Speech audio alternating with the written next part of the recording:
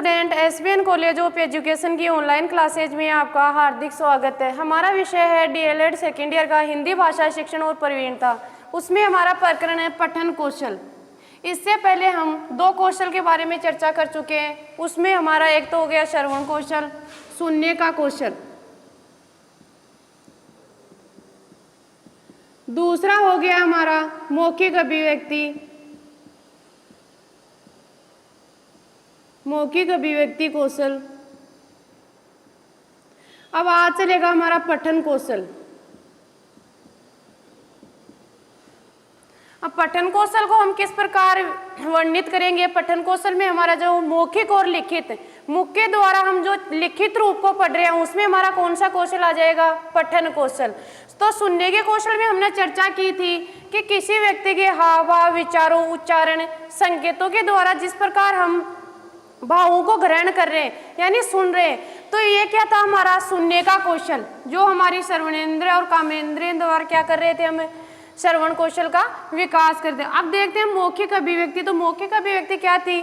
हम मौखिक और लिखित रूप में क्या कर रहे थे? एक दूसरे व्यक्ति से वार्तालाप के माध्यम से क्या कर रहे हैं? भाषा का संप्रेषण कर रहे थे। उसके अंतर्गत आ गई हमारी मौखिक अभिव्यक्ति। आज पढ़ेंगे हम पठन कौशल, जो हमारा पढ़ना और समझना, जिसका अर्थ क्या हो गया? पढ़ना और समझना। अब पठन कौशल में हमारा है वाचन करना, यह है भाषा के लिखित रूप पर। अब पठन का मुख्य अर्थ क्या हो गया?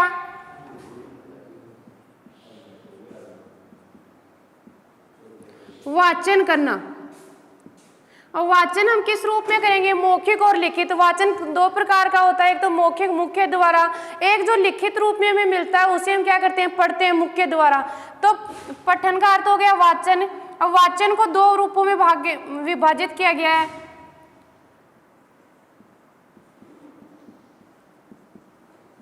पठन कौशल यानी वाचन, इसके दो रूप हैं, मौखिक रूप और लिखित रूप। पठन कौशल को हम दो रूपों में विभाजित करें, एक तो मौखिक अभिव्यक्ति के माध्यम से और लिखित, तो भाषा का लिखित रूप। अब वाचन कौशल हमारा किस पर हो गया? लिखित भाषा पर आधारित। वाचन कौशल लिखित भाषा पर आधारित है। अब पठन कौशल में क्या होना चाहिए? उच्चारण शुद्ध स्पष्ट होते हुए क्या होना चाहिए? भाषा का माध्यम क्या होगा? लिखित। हम लिखित रूपों को पढ़ेंगे। ऐसे तो है नहीं कि हम किसी चीज को देख रहे हैं उसको समझ ही नहीं पा रहे। तो जो एक लिखित रूप में, सार्थक रूप में, शुद्ध उच्चारण की दृष्टि से स्पष्ट जो एक भाषा का जो सरलीकरण होता है, उसके माध्यम से हम क्या करेंगे? पठन कौशल का विकास करेंगे। तो बालक मातृभाषा बोलना पहले सीख जाता है। अब बालक क्या कर रहा है? सबसे पहले मातृभाषा को सीख रहा है। तो मातृभाषा को फिर क्या कर रहा है? पढ़ना, लिखना और पढ़ना, जो मौखिक अभिव्यक्ति के माध्यम से बाद में कौन से कौशल का विकास हो रहा है? पढ़ने का। सबसे पहले बालक क्या सीखेगा? मातृभाषा के संपर्क में आता है। तो बालक मातृभाषा क्या करेगा? पहले नंबर पर सीखेगा। बाद में क्या करेगा? आगे पढ़ना, पढ़ना सीखेगा। मातृभाषा के माध्यम से बालक जो पहले बोलना सीख जाता है, बाद में पढ़ना। हमें लिखित भाषा, अब लिखित भाषा को हमें क्या करनी पड़ती है? स्वयं को पढ़नी पड़ती है। अब लिखित भाषा को भी क्या रूप दिए गए हैं? जैसे वाचन के दो रूप दिए गए हैं, मौन वाचन और सहस्वर वाचन। अब मौन वाचन में हम क्या करेंगे? अपने अंतर्मन में अध्ययन करेंगे, यानी जो लिखी हुई, जो हमारे पास लिखित विषय वस्तु है, जो हमारा एक पाठ्यक्रम में निर्धारित होती है, तो उससे कोई जरूरी नहीं हमारा पाठ्यक्रम में कोई साहित्यिक कृतियां हैं, कोई और कोई चीज़ है उससे संबंध, जैसे सूरदास है, कबीर जी है, इनके जो साहित्यिक जो कृतियां उनको भी हम क्या कर रहे हैं? पढ़ रहे हैं। तो मौन वाचन में आ जाएंगे हमारा जो गद्यांश है, जो हमारा कहानी है, इनके माध्यम से, और सहस्वर में आ जाएगा हमारा जो रचनात्मक कृतियां हैं, जो कविताएं हैं, गीत है, उनके माध्यम से हम क्या करेंगे? सहस्वर वाचन। अब हम लिखित भाषा स्वयं पढ़नी होती है, बात को प्रवाहपूर्ण शुद्ध उच्चारण के साथ मधुर वाणी में पढ़ने का प्रयास करते हैं। इस रीति से लिखित सामग्री का पढ़ना भाषा में क्या कहलाता है? वाचन। बात को प्रवाहपूर्ण। अब इसकी एक परिभाषा देखते हैं पठन कौशल की। परिभाषा, बात को प्रवाहपूर्ण शुद्ध उच्चारण के साथ मधुर वाणी में पढ़ने का प्रयास करते हैं। शुद्ध उच्चारण के साथ मधुर वाणी में पढ़ने का प्रयास करते हैं। बात को प्रभावपूर्ण तरीके से, यानी बात को एक प्रभाव, बात का एक जो शब्द बोल रहे हैं, जो विचार बोल रहे हैं, जो व्यक्त कर रहे हैं, उनका एक माध्यम होता है। उनका माध्यम क्या होता है? प्रभावपूर्ण के एक शब्दों क्या होना चाहिए? व्यवस्थित तरीके से होनी चाहिए जो हमारा वाक्य है। शुद्ध उच्चारण के साथ एक जो स्पष्ट तरीके से, यानी मधुर वाणी में स्पष्ट तरीके से अगले व्यक्ति को क्या आनी चाहिए? समझ में आनी चाहिए। तो इसको पढ़ने का प्रयास करते हैं। इस रीति से लिखित सामग्री का पढ़ना क्या कहलाता है? इस रीति को जो प्रयास करते हैं हम, जो मधुर वाणी प्रयास से लिखित सामग्री के सहारे, लिखित सामग्री के माध्यम से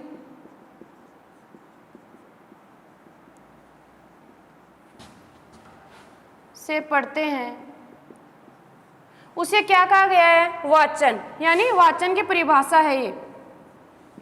अब वाचन की परिभाषा हम हमारे शब्दों में क्या कह सकते हैं कि इसका माध्यम क्या हो गया? वाचन का। लिखित कौन सी भाषा का माध्यम हो गया? लिखित भाषा का माध्यम। अब लिखित भाषा को हम किस माध्यम से प्रकट करें? बात को प्रवाहपूर्ण शुद्ध उच्चारण के साथ मधुर वाणी से पढ़ने का प्रयास करते हैं। तो लिखित हम किसको पढ़ रहे हैं? इसको पढ़ने का प्रयास किसको कर रहे हैं? शुद्ध उच्चारण में लिखित सामग्री। लिखित सामग्री को पढ़ेंगे तो उसके माध्यम से पढ़ने का हमारा क्या हो गया? वाचन। हमारा बात यानी बोलना, जो पठन कौशल है वो पढ़ना, जो एक मौखिक और लिखित दोनों रूपों का हमें सहारा लेना पड़ता है। कभी कभी लिखित सामग्री को मन में पढ़ना। अब एक चीज हमने देखी कि मौन वाचन। मौन वाचन क्या हो गया?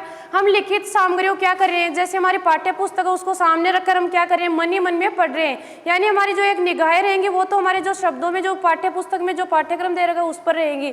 बाकी हम इसको बिना आवाज के, मुख से बिना आवाज किए हुए, तो मुख से आवाज किए हुए काटेंगे उसको तो हम किस में आ जाएगा? सहस्वर वाचन में। और मौन वाचन में आ जाएंगे चुपचाप पढ़ना। किसी लिखित सामग्री को क्या करना? चुपचाप देखना। तो लिखित सामग्री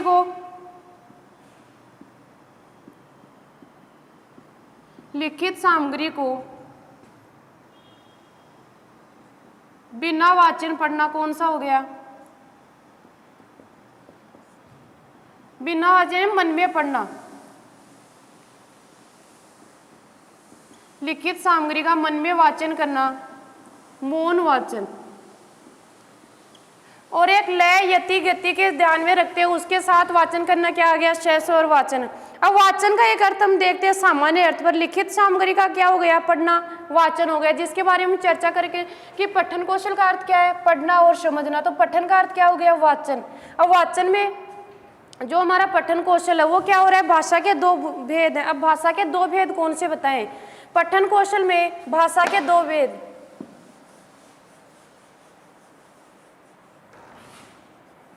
भाषा के दो भेद। पठन कौशल में भाषा के दो भेद बताएं। पहला है ध्वन्यात्मक और दूसरा है रूपात्मक। तो ध्वन्यात्मक में क्या आ जाएंगे? जो मुख से बोल रहे हैं, जो लिखित सामग्री को बोल रहे हैं। रूपात्मक जो हमें दिखाई दे रहा है उसको हमें पढ़ रहे हैं। तो ये क्या हो गया? ध्वनि और रूप के अर्थ में। तो ये ध्वनि जो वाचन भाषा का लिखित रूप में प्रयोग करते हैं, जो वाचन भाषा का हम लिखित रूप में प्रयोग कर रहे हैं वो तीन तत्वों से मिलकर बना है। लिखित तत्वों में क्या क्या आ जाएंगे? हमारी ध्वनि, अर्थ और प्रतीक। जो लिखित भाषा के तीन रूप हैं भाषा में,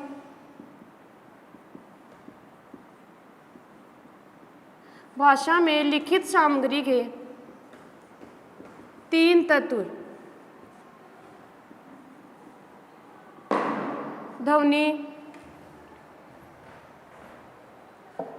ध्वनि है, अर्थ है और प्रतीक है। ध्वनि, अर्थ, प्रतीक, इनके माध्यम से क्या कर रहे हैं हम? ध्वनि जो हम पढ़ रहे हैं तो एक ध्वनि निकल रही है। ध्वनि के द्वारा क्या कर रहे हैं हम? सार्थक शब्दों को जिसका कोई अर्थ निकल रहा है, तो इसके माध्यम से हम किसको सहारा ले रहे हैं? व्याकरण, जो हमारे प्रतीक हैं, जो बिंब है, उनके सहारे क्या कर रहे हैं? ध्वनि और प्रतीक तीनों तत्वों का सम्मिश्रण। अब लिखित मौखिक रूप, वाचन भाषा के लिखित रूप में तो प्रयोग कर रहे हैं हम ध्वनि और अर्थ और प्रतीक का, और लिखित रूप में क्या कर रहे हैं? पुस्तक, शिलालेख, मुद्रा, चिट्ठी, पत्र, पत्रिका। अब लिखित रूप में क्या कर रहे हैं हम? पत्र पत्रिका, साहित्यिक कृतियां,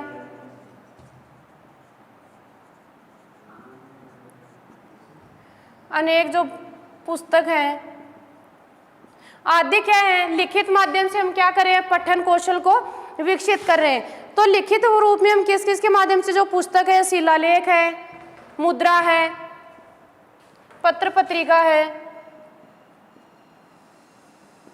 मुद्रा है, इनके ऊपर देखकर हम क्या करें, पढ़ रहे हैं। इनके ऊपर जो चीजें पढ़ी, जो पत्र पत्रिका में जो समाचार पत्र है या कोई इसमें जो कोई पाठ है, कहानी है पत्र पत्रिका में, उनको पढ़ रहे हैं। जो साहित्यिक कृतियां जैसे हमारे सूरदास है, कबीर जी हैं, तुलसी जी हैं, उनकी जो साहित्यिक कृतियां उठा के देखते हैं तो उनमें हमें क्या मिल रहा है, कुछ ज्ञान सीखने को, जो किस माध्यम से मिल रहा है, पढ़ने से। और पुस्तक हैं, अनेक शिलालेख हैं, मुद्राएं, उनके ऊपर जो लिखित, जो अंकित जो शिलालेख है, जो लिखे हुए जो अक्षर हैं, उनको हम क्या करें, पढ़ रहे हैं। तो उसमें हमारा कौन सा कौशल विकसित हो रहा है, पठन कौशल। अब वाचन में लिपि का पढ़ना उतना आवश्यक नहीं है जितना उसे पढ़कर उसे व्यक्त भावों को समझना और शब्दों का अर्थ ग्रहण करना। अब वाचन में क्या बोला गया है, लिपि।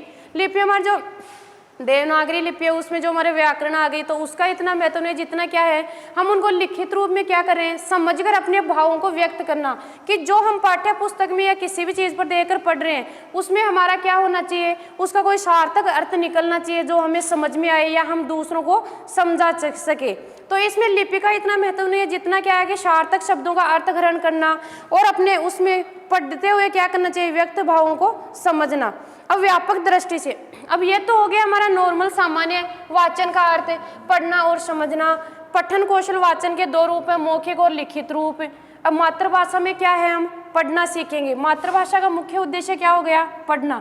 तो बात एक परिभाषा है हमारे शब्दों में, तो बात को प्रभावपूर्ण शुद्ध उच्चारण के साथ मधुर वाणी में पढ़ने का प्रयास करते हैं। जो किस प्रकार प्रयास करें, लिखित सामग्री के माध्यम से। लिखित सामग्री के माध्यम से हम क्या कर रहे हैं, पढ़ रहे हैं। तो भाषा के दो रूप निर्धारित किए हैं मातृभाषा में पठन कौशल के, एक तो ध्वन्यात्मक, एक रूपात्मक।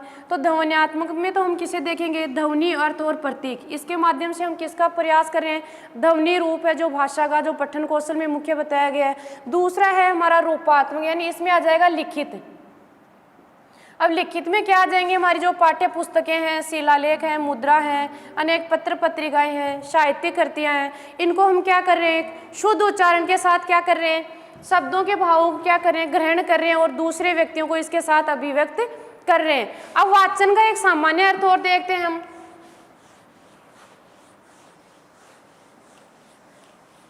जो अंग्रेजी के 3 R से बना है, रीडिंग, राइटिंग और अर्थमेटिक।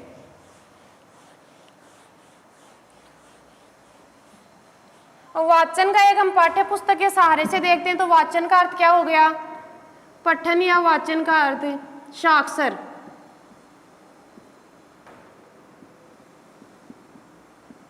वाचन का अर्थ किससे लिया गया है, साक्षर होने से। तो इसका जिसके भीतर पढ़ना, लिखना व गणित का ज्ञान अंतर्निहित होता है। अब साक्षर का अर्थ क्या हो गया, जिसके अंतर्गत कौन कौन से गुण निहित हैं, पढ़ना, लिखना वह अंक गणित का ज्ञान।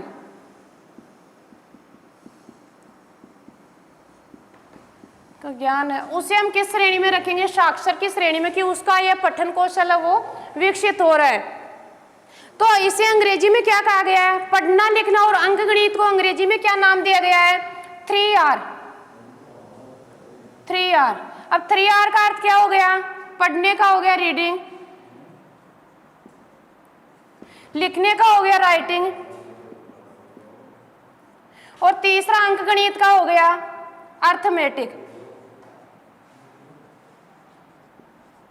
यानी जो व्यक्ति, जो साक्षर किसे माना गया हमारा, मातृभाषा के माध्यम से, जिसको इन तीनों कौशलों का यानी तीनों चीजों का ज्ञान है, जिसमें हमारा आ गया रीडिंग यानी पढ़ना, राइटिंग यानी लेखन और अर्थमेटिक यानी गणित यानी अंक गणित का ज्ञान। तो साक्षर व्यक्ति में क्या होना चाहिए, जिसके भीतर पढ़ना, लिखना और गणित का ज्ञान क्या होना चाहिए, अंतर्निहित रहना चाहिए। अब आगे देखते हैं कि वाचन की परिभाषा। अब वाचन की परिभाषा क्या है इसमें, कि पूर्व स्रोत, जो पूर्व में हमें जो सुनी हुई जो ध्वनियां हैं उनके प्रतीक लिपिबद्ध शब्दों को पढ़कर, इसकी परिभाषा है वाचन की। पूर्व स्रोत यानी पूर्व में जो सुने हुए जो शब्द हैं पूर्व श्रुत ध्वनियों के आधार पर प्रतीक जो लिपिबद्ध शब्दों को पढ़कर क्या कर रहे हैं, पूर्व श्रुत ध्वनियों के आधार पर जो लिपिबद्ध शब्द लिपिबद्ध शब्दों का सार्थक अर्थ ग्रहण करना,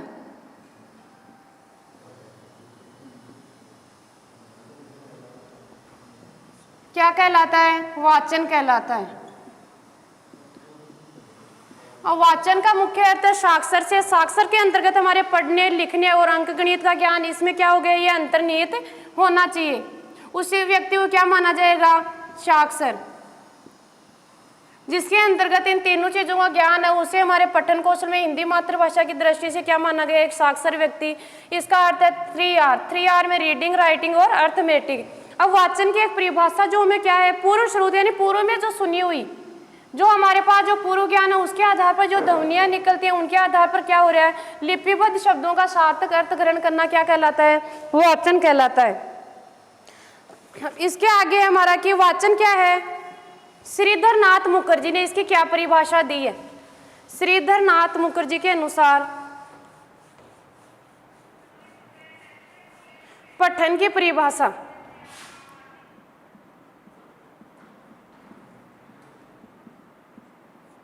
श्रीधर नाथ मुखर्जी के अनुसार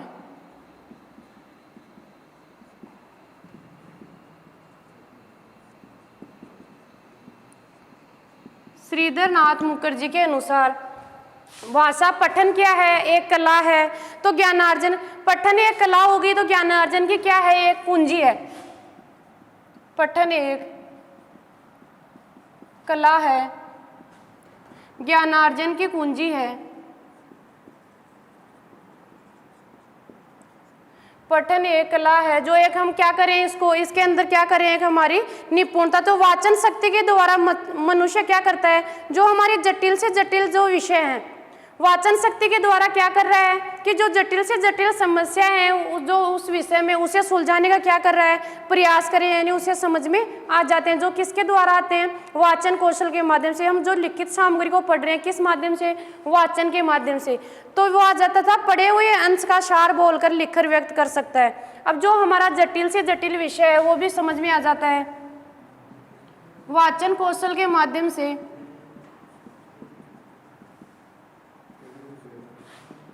जटिल विषय भी समझ में आते हैं।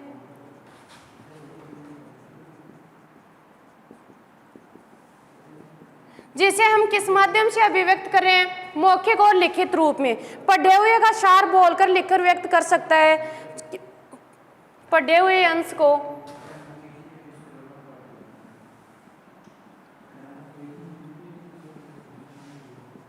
बोलकर व लिखकर व्यक्त कर सकते हैं। अब पढ़े हुए अंश को हम किसके माध्यम से कर रहे हैं, बोलकर और लिखकर। तो सुवाचन के बिना, अब देखते हैं कि जो जिसका सुवाचन यानी अच्छा वाचन है, इन्होंने क्या कहा श्रीधर नाथ मुखर्जी ने कि सुवाचन के बिना न तो अच्छा वक्ता बन सकता,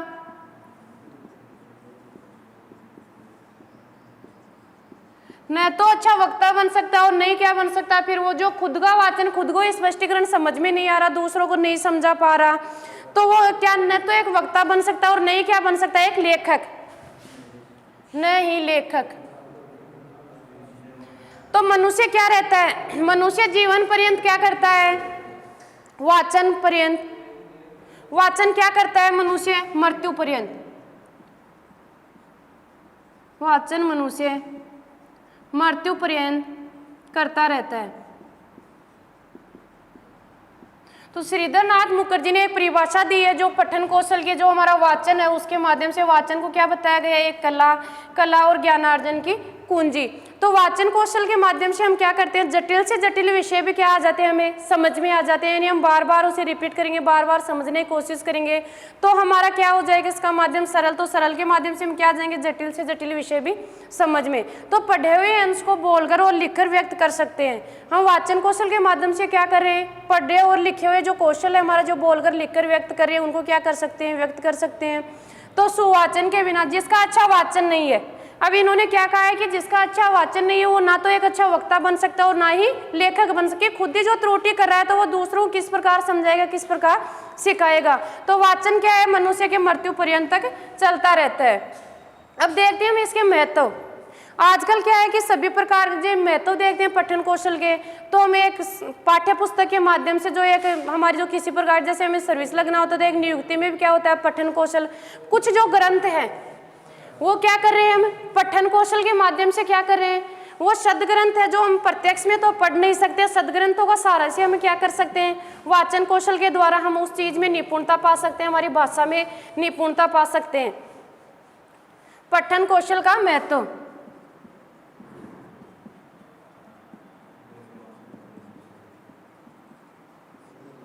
पठन कौशल का महत्व। अब पठन कौशल के महत्व में कुछ बिंदु है, उन्हें देखते हैं कि आजकल सभी प्रकार की नियुक्ति में सामान्य ज्ञान का परिचय देना क्या है, एक साधन है।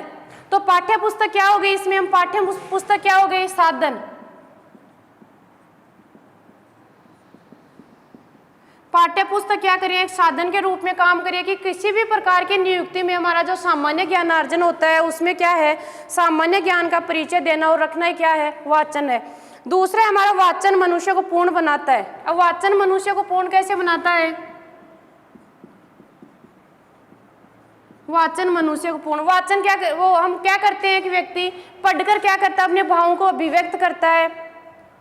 तो गंभीर अध्ययन के लिए हम क्या कर रहे हैं, गंभीर अध्ययन के लिए हमें क्या कर रहा है, हमारा वाचन कौशल प्रेरित कर रहा है कि हमें जो चीज हमें, जैसे हम पिछले जो हमारा जो एक साहित्य करते हैं, जैसे हम किसी की जीवनी पढ़ रहे हैं तो हमें वो प्रत्यक्ष में तो हम उसे जाकर समझ नहीं सकते, तो उसका जो पुराना जो इतिहास उसकी बुक उठाएंगे उसके माध्यम से हमें क्या मिल रहा है, उसका ज्ञान। तो मनुष्य का पूर्ण अध्ययन किसके द्वारा होता है, गंभीर अध्ययन के लिए हमें क्या कर रहा है, वाचन कौशल प्रेरित कर रहा है, गंभीर अध्ययन के लिए प्रेरित। तो वाचन कौशल क्या कर रहा है, मनुष्य को पूर्ण बना रहा है। सदग्रंथ क्या होते हैं, हमारे सदगुरु के समान। वाचन कौशल में सदग्रंथों को क्या बताया गया है, सदगुरु के समान, सदगुरु के समान। अब सदगुरु के समान किस प्रकार बताया गया है कि हमें जो सदगुरु है, जो किसी की जीवनी है, वो हमें किसके जो प्राचीन में जो ग्रंथ लिख चुके हैं जैसे रामायण महाभारत है, अब उनसे तो हम प्रत्यक्ष रूप से मिल नहीं सकते, तो वो क्या हो रहा है, हमारे एक सदग्रंथों के माध्यम से हम उनसे क्या कर रहे हैं, मिल रहे हैं, उनका ज्ञान ग्रहण कर रहे हैं। तो इसके माध्यम से क्या हो गया, हमारे एक सदग्रंथ भी क्या हो गए, हमारे वाचन कौशल में सहारा हो गए। वाचन का ज्ञान हमें सामाजिक सम्मान देता है। अब वाचन का ज्ञान हमें क्या दे रहा है, सामाजिक ज्ञान। सामाजिक ज्ञान यानी मतलब एक साक्षरता का ज्ञान दे रहा है कि इसके बिना जो हमारा मौखिक और जो लिखित अभिव्यक्ति है वो हम स्पष्ट रूप से समझ नहीं पाएंगे या समझा नहीं पाएंगे, तो हमारा वाचन कौशल क्या रहेगा, अधूरा रहेगा। तो इसके आगे देखते हैं कि जैसे सूर, तुलसी है, कबीर है आदि महान साहित्यिक आत्मा है, उनका भी किसके द्वारा हम जो प्रत्यक्ष उनका देखते हैं, उनके ग्रंथों द्वारा, उनकी रचनाओं द्वारा, उनकी साहित्यिक कृतियों के द्वारा उनका क्या कर रहे हैं, हम अध्यापन कर रहे हैं। जैसे जो सदग्रंथ है सदगुरुओं के, वो भी क्या कर रहे हैं, हम एक ग्रंथों के माध्यम से ही पढ़ रहे हैं, यानी इनसे तो हम जो पढ़ नहीं सकते, जो है ही नहीं, उन्हें हम किस प्रकार देखेंगे। इसी वाचन शक्ति द्वारा सुलभ होता है, उनकी अमर वाणी की झनकार इसी शक्ति से हृदय में गूंजती है। इसी शक्तियों के पाठक और लेखक का क्या होता है, समागम। जो हमारी जो पिछली जो ये चीज़ें पाठ्य पुस्तक हैं, सदग्रंथ है, अनेक साहित्य करते हैं, इनके माध्यम से हम क्या कर रहे हैं, हमारे वाचन कौशल का विकास कर रहे हैं। तो पठन कौशल का मुख्य उद्देश्य हो गया साक्षर। अभी इसको दो रूपों में अभिव्यक्त किया, हम मौखिक और लिखित रूप में। मौखिक और लिखित अभिव्यक्ति के माध्यम से हम क्या करेंगे, वाचन कौशल को आगे बढ़ाएंगे। तो ये हो गया हमारा पठन कौशल। अब अगले अध्याय में हम करेंगे पठन कौशल का शिक्षण का क्या उद्देश्य है, इसके बारे में आगे इनके क्या क्या मूल्यांकन के तरीके हैं। धन्यवाद।